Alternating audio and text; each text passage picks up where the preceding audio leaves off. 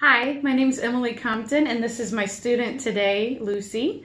And I'm going to show you just a quick, easy art activity that you can do from home that doesn't require very many materials. So you just need a pencil, some crayons, some inexpensive watercolor paints. Mine just came from the drugstore. You could use tempera if you didn't have watercolor paints, and markers. Okay, so to get started, the focus of the activity is really just to warm up and practice making marks. So Lucy, do you have your pencil? Yes. Okay, so we're just gonna kind of loosen up our arms and our hands and just focus on making some marks. I like circles because it feels good to just make swirling circles to me. Okay? And Lucy's keep drawing there. Okay. Lucy's doing a nice job. And here you can see mine. Okay. So while she keeps working on her circles in pencil, I'm going to take crayons. And I'm not going to trace those circles with the crayon, but I am going to make more circles, and they're going to kind of overlap. I think I'm going to go back and I'm going to do some of my circles in pencil a little darker so you can see them better.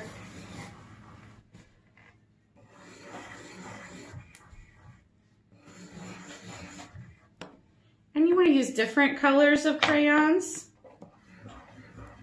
We picked oranges and pinks and yellows.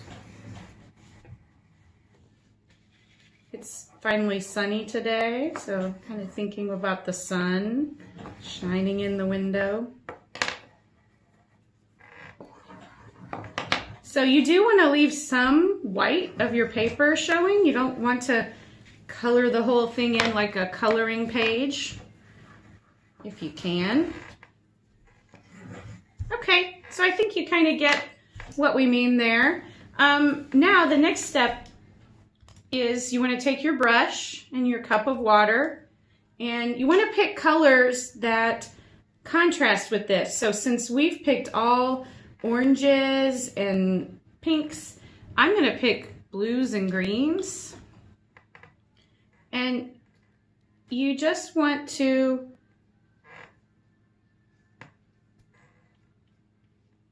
paint in with the watercolor paint.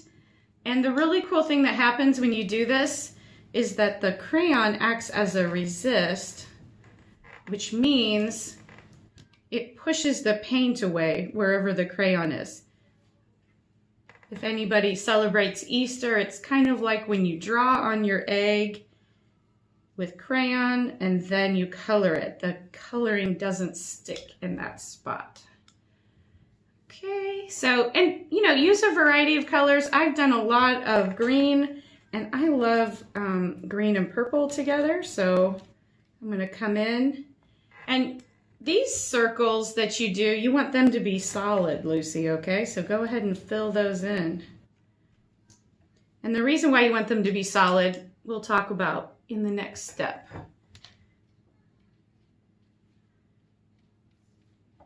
Okay, so I just maybe want one more shade of, I'm gonna do like a blue green. I guess that's straight up blue. All right, and now what we need to do is we need to let our painting dry before the next step. So we'll pause this and be back with you in just a second. Okay, so our paintings are dry.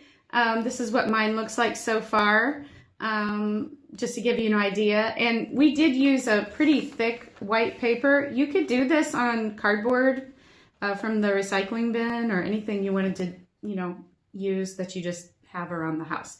So now we're going to move on to the next step, which we're going to be using black markers and focusing on different types of lines and textures within the watercolor shapes. Okay, so I'm going to aim the camera down and we'll get working. All right. So we're going to start with a fine point marker, and you can just pick one of the shapes. I'm going to pick this pinkish purple one, and I'm just going to do lines.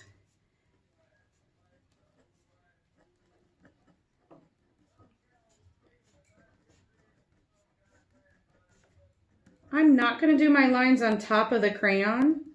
Sometimes that messes up the markers. So you can see I'm creating like a all over hatching effect. There we go.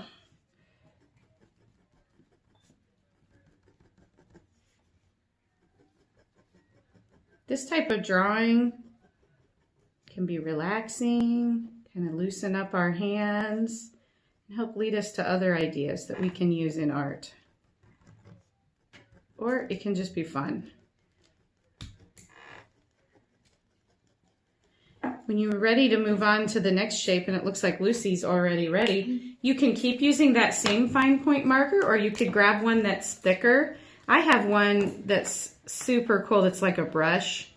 It's really fancy and I love it. So you can see it makes a wider line.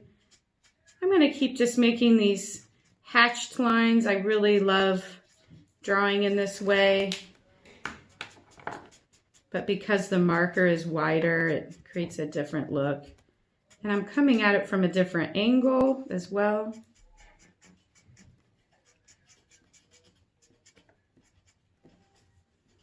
Let's see what Lucy's doing. Okay, so that's cool. Her first one she made kind of came around the circle. And that's how she's doing her second one too. Really cool. Nice job, Lucy. Okay. So this is it basically. This is the point of the exercise, is just to create different marks. My last shape that I'm going to do, I'll use this green one up in the corner. It's a really cool marker I've not used before, and it's gray. So I'll kind of make long lines. I'll go ahead and do that one in here too.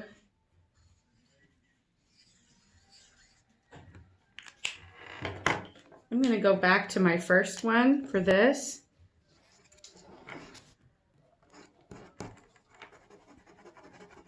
And do more of a scratching effect.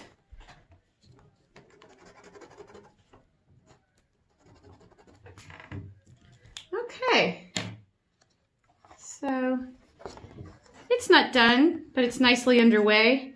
Really like this one and this one. I'm gonna do more of that as I finish it up. But for now, Lucy, I think we'll say goodbye. We miss all of our Art Mix friends, and hope that you're having a nice day, and hopefully we'll see you soon. All right, bye. Hi, my name is Britt Sutton, and I'm the president and CEO of Art Mix. First, we want to thank you for joining us today for our online curriculum. Art Mix is an organization that transforms the lives of individuals with disabilities through the creation of art. Today, you participated in one of our community classes. Usually, these classes are in our studios and for a small fee. We sincerely hope that you'll consider making a donation to our program after watching today's classes. Please visit artmixindiana.org for more information, and we thank you for joining us.